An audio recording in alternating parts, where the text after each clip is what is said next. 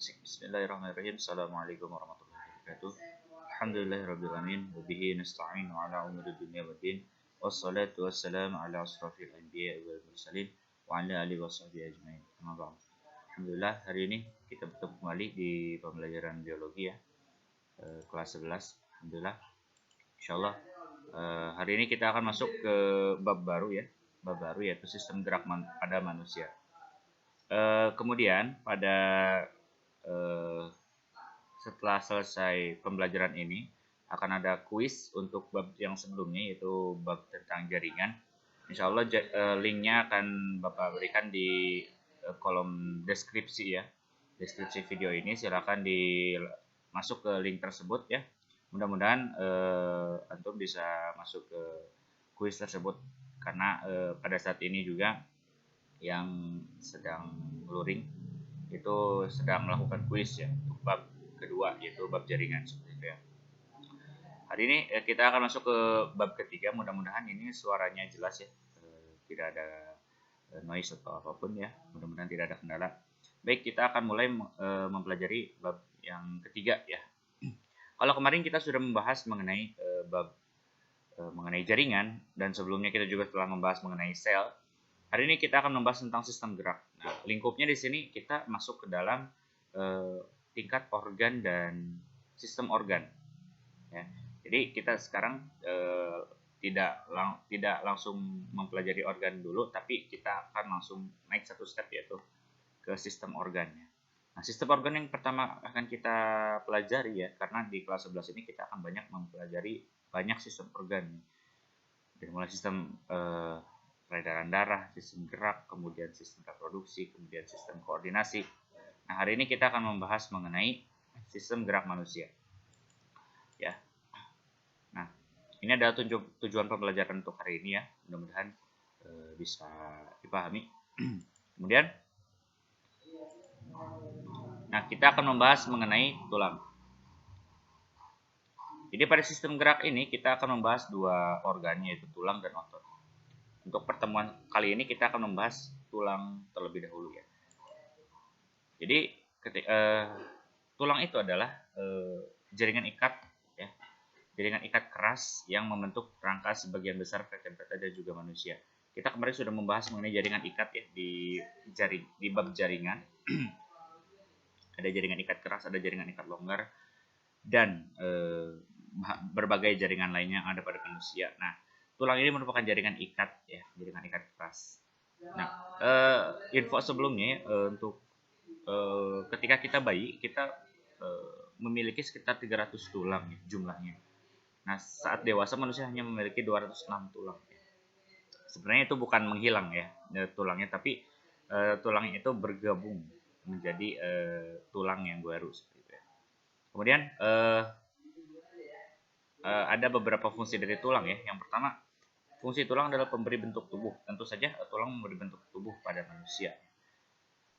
Kemudian alat gerak pasif. Nah, tulang juga merupakan alat gerak pasif. Kenapa? Karena tulang itu tulang sendiri itu tidak bisa bergerak dengan sendirinya. Ya, karena dia adalah tempat melekatnya otot. Nah, di mana otot ini adalah alat gerak aktif. Kemudian melindungi organ-organ vital. Nah, contohnya tulang rusuk itu melindungi paru-paru, kemudian hati, kemudian jantung ya. Itu ada di sana. Kemudian tulang tengkorak itu melindungi otak ya, seperti itu. Kemudian sebagai tempat pembentukan sel-sel darah. Nah, di sini pembentukan sel-sel darah itu terjadi di tulang juga seperti ya, terutama eritrosit atau sel darah merah. Kemudian tempat cadangan mineral seperti itu, karena tulang itu kaya akan mineral. Kemudian kita akan membahas jenis-jenis tulang ya. Jenis tulang itu sebenarnya ada dua macam. Yang pertama ada tulang rawan, dan yang kedua ada tulang keras ya. Nah, pertama kita akan membahas dulu mengenai tulang rawan. Tulang rawan atau cartilago dia merupakan jenis jaringan atau jenis organ yang terdiri atas sel-sel rawan yang dapat menghasilkan matriks. Matriks ini berupa namanya kondrosit. Nah, ingat ini istilah ini ya, ada kondrosit. Kemudian jaringan pada anak-anak. Jaringan tulang rawan itu mengandung banyak sel. Kemudian pada orang dewasa, jaringan tulang itu banyak mengandung matriks. Matriks tulang rawan berupa serabut elastin, serabut fibrosat, dan serabut kolagen. Kita sudah membahas di bab sebelumnya ya mengenai serabut-serabut di jaringan ikat. Nah, jadi tulang ini juga merupakan serabut berupa serabut-serabut. Nah, seperti itu ya. Kemudian tulang rawan ini juga dibagi lagi menjadi beberapa tipe. Yang pertama ada tulang rawan hialin, ada tulang rawan elastin, dan tulang rawan fibrosa. Nah, ini dibagi berdasarkan banyak tidaknya jenis serabut yang ada pada tulang tersebut. Oke. Pertama ada tulang rawan hialin.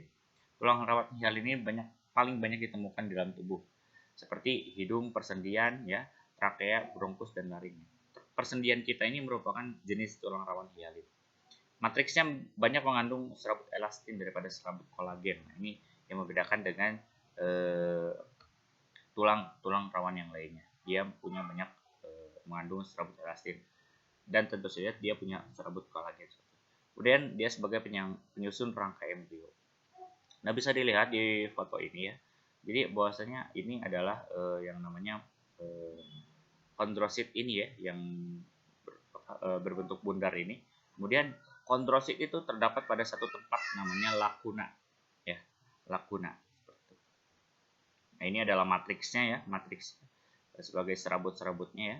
Kemudian, nah, kita akan masuk ke selanjutnya, yaitu tulang rawan elastin. Tadi hialin, sekarang elastin. Nah, tulang rawan elastin ini terdapat pada daun telinga, epiglotis, saluran eustachium, dan laring. Ya. Kemudian tulang rawan ini banyak mengandung serabut elastin. Nah, ini juga sama ya. Ini adalah kondrositnya ya. Dia juga terdapat pada lakuna. Ya. Selanjutnya ada tulang rawan fibrosa. Tulang rawan fibrosa ini banyak mengandung serabut kolagen yang padat dan kaku serta liat. Kemudian pada persendian tulang belakang terdapat pada persendian tulang belakang, ya, seperti itu. Nah, ini adalah gambaran perbedaan antara tulang rawan hialin, tulang rawan fibrosa, dan tulang rawan elastin. Nah, ini mungkin istilahnya elastin ya. Ini bisa elastin atau bisa. Nah, kemudian fibrosa juga istilahnya bisa serat ya. Karena kan fibrosa itu artinya juga adalah serat ya. Nah, ini adalah tempat-tempat daripada tulang rawan yang ada pada tubuh ya. Bisa dilihat ya, silakan bisa di pause apabila ingin dicatat. Kemudian itu adalah tulang rawan ya, atau kartilago. Kita masuk ke dalam tulang keras atau osteon. Nah, tulang keras ini sifatnya tentu saja sesuai namanya ya, bersifat keras dan berfungsi untuk menyusun berbagai sistem rangka. Tulang ini tersusun atas sel-sel tulang keras yang bernama osteosit. Nah, kalau tadi tulang rawan itu sel-selnya namanya kondrosit ya. Kalau ini osteosit. Kemudian osteosit ini terdapat pada lakuna ya, sama kayak kondrosit, tersusun atas lapisan yang disebut lamela. Nah, lamela ini yang akan mengelilingi saluran Havers ya. Saluran Havers ini apa? Saluran Havers ini adalah saluran yang mengandung serabut, saraf, dan pembuluh darah. Nah, di antara sel osteosit ini terdapat ada yang berfungsi sebagai penyuplai makanan yang dinamakan kanalikuli. Ya. Kemudian permukaan luar tulang dibungkus oleh membran yang dinamakan periosteum. Ya. Seperti itu. Kemudian ini ada istilah-istilahnya ya, silakan di pause untuk melihat istilahnya. Kemudian berdasarkan bentuknya, tulang keras ini dibedakan menjadi tulang padat ya, atau tulang kompak, dan tulang spons. Nah, yang mana tulang padat? Nah, ini adalah tulang padat ya, yang berwarna putih, ya, seluruhnya putih ini. Kemudian tulang spons ini adalah yang berongga ini. Nah, apa bedanya ya tulang padat dan tulang spons? Nah, tulang padat tentu saja dia sifatnya halus dan padat. Kemudian dia punya sistem Havers ya, tadi sebagai saluran pada pembuluh darah. Kemudian di bagian tengah daripada tulang padat atau tulang kompak itu terdapat sumsum kuning yang menjadi tempat lemak yang inaktif dan pembentukan sebagian kecil leukosit. Apa itu leukosit? Leukosit adalah sel darah putih ya. Kemudian yang kedua itu tulang spons. Tulang spons ini punya strukturnya berongga. Nah, kalau tadi tulang padat sesuai namanya ya, padat ya, halus padat. Kalau spons ini dia berongga. Kemudian dia tidak memiliki sistem Haffaz.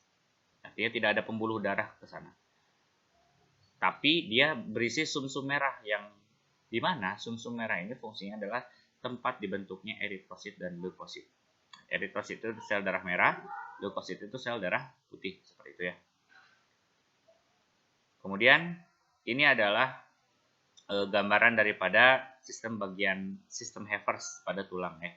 Jadi tulang juga terdapat serabut pembuluh darah yang masuk ke dalam tulang.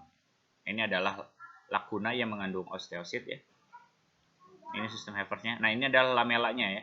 Lamela yang melindungi sistem Haffaz. Lamela ini terbentuk daripada osteosit ya, seperti lakuna dan sebagainya. Kemudian kita akan bahas mengenai bentuk tulang. Nah, ini kita akan bahas mengenai bentuk tulang ya. Yang pertama ada tulang pipa atau tulang panjang. Nah, ini sesuai namanya, dia berbentuk pipa ya, panjang.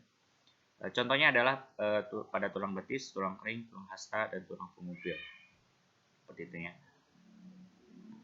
Terbagi menjadi 3 bagian, yang yaitu bagian tengah disebut diafisis, kemudian bagian ujung disebut epifisis, dan antara epifisis dan diafisis disebut cakra.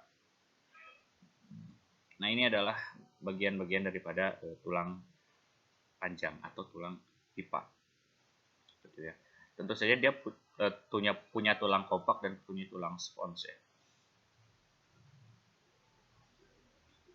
Nah, kemudian ada tulang pipih. Kalau tadi berbentuk pipa, sekarang berbentuk pipih ya. Tersusun atas 2 lempeng tulang kompak dan tulang spons. Di dalamnya terdapat sumsum tulang. Fungsinya untuk pelindung atau memperkuat. Contohnya tulang rusuk merupakan tulang pipih ya. Kemudian tulang belikat. Kemudian tulang tengkorak, itu bentuknya semuanya tulang pipih. Kemudian ada tulang pendek. Tulang pendek ini terdapat pada pangkal kaki dan lain-lain ya. Kemudian tulang tak berbentuk. Nah, dia tidak punya bentuk tertentu. Contohnya terdapat di wajah dan tulang belakang. Kemudian ada tulang sesamoid gitu, yang menghubungkan bagian tendon. Ya, terdapat di bagian tendon yang menghubungkan tulang ke otot. Seperti itu.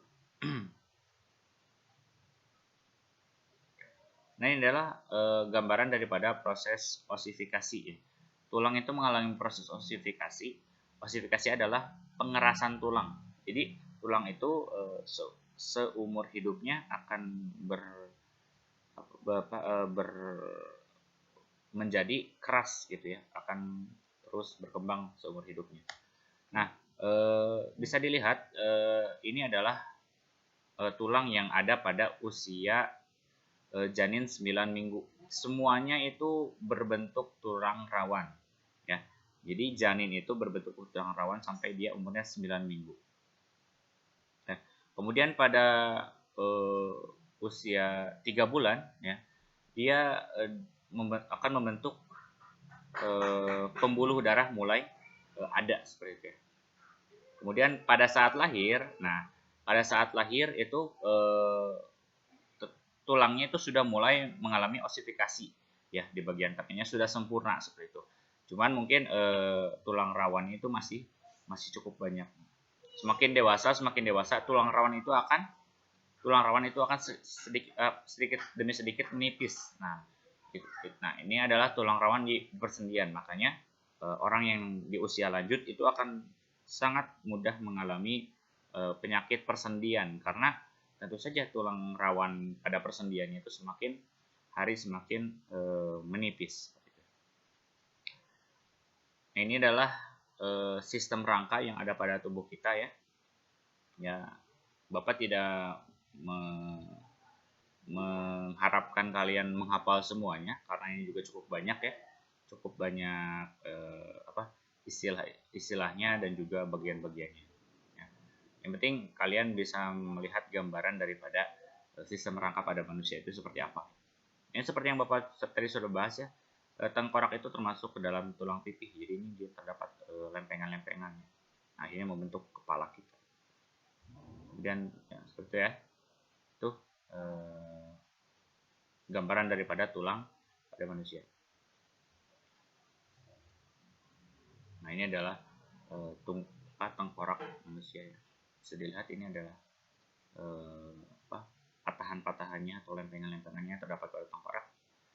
Kemudian, nah ini adalah tulang belakang ya, tulang belakang. Bentuknya dia membentuk lengkungan. Jadi justru yang normal itu tulang belakang itu membentuk lengkungan ya. Kenapa ini membentuk lengkungan seperti ini? Karena kan kalau kalian rasakan saja di tubuh kalian sekarang nih ya, bagian bagian tengah punggung itu agak sedikit melengkung ke dalam kan. Kemudian lalu di bagian pinggul akan lebih keluar lagi seperti itu. Nah, ini sesuai dengan anatomi tubuh kita ya yang melengkung ini. Justru yang kalau tulang belakang itu lurus, nah itu justru yang berbahaya ya, tidak normal. Kemudian ini adalah tulang dada dan tulang rusuk ya. Seperti ini juga terdiri dari tulang pipih seperti itu. Nah, ini adalah rangka-rangka yang sering bergerak ya, sering bergerak. Ini ada lengan, ada kaki. Nah, kita akan bahas mengenai hubungan antar tulang ya. Hubungan antar tulang. Tulang itu saling berhubungan ya. Yang pertama, hubungan antar tulang itu ada yang bersifat sinartrosis. Sinartrosis itu apa? Sinartrosis ini hubungan antar tulang yang tidak memiliki celah sendi. Ya.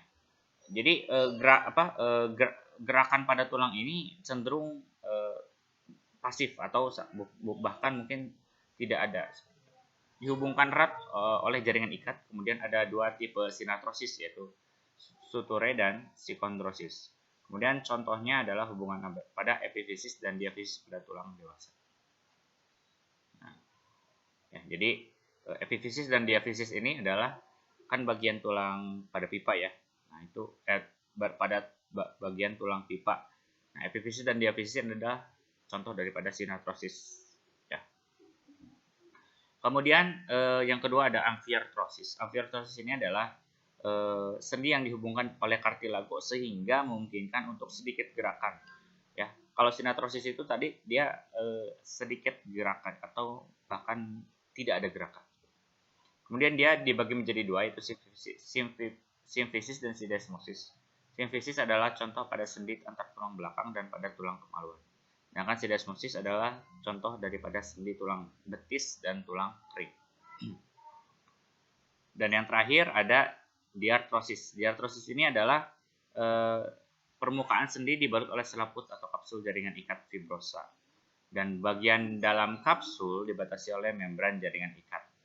Kapsul fibrosanya ada yang diperkuat oleh ligamen dan ada yang tidak diperkuat oleh ligamen.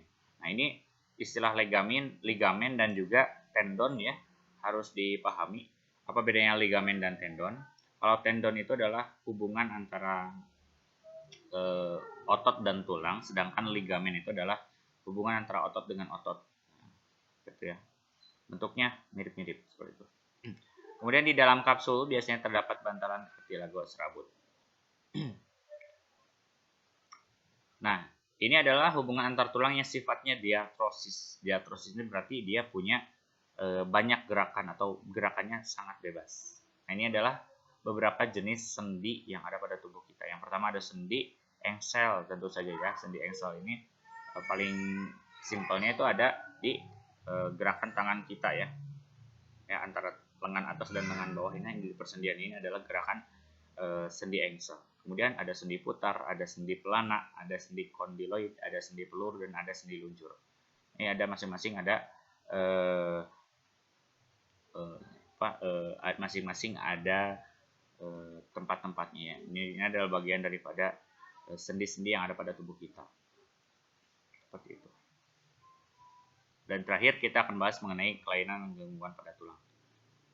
Nah, ini adalah kekurangan vitamin D ya, karena vitamin D sangat berperan pada pembentukan tulang seperti itu ya. Kemudian ada kecelakaan yang bisa membuat pertama memar, kemudian ada fraktura. Fraktur itu adalah kalau kita bisa dibilang patah tulang ya, patah tulang. Nah, ini ada bermacam-macam patah tulang. Kemudian nah ini adalah kebiasaan sikap tubuh yang salah, yang tidak tepat. Nah, ya, seperti itu. Kemudian ada nekrosa, terjadi bila selaput tulang rusak. Kemudian ada gangguan persendian ya, ada dislokasi, ada ankilosis, ada terkilir, ada artrisis ya. Silakan ini dicari saja istilah-istilah yang ini ya, seperti itu.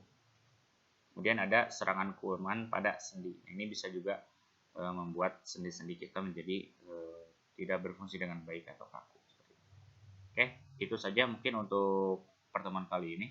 Mudah-mudahan bisa dipahami ya. Untuk jika ada pertanyaan silakan ditanyakan di komentar. Dan mohon untuk ya yang sudah hadir, mudah-mudahan bisa memberi informasi yang belum hadir ya.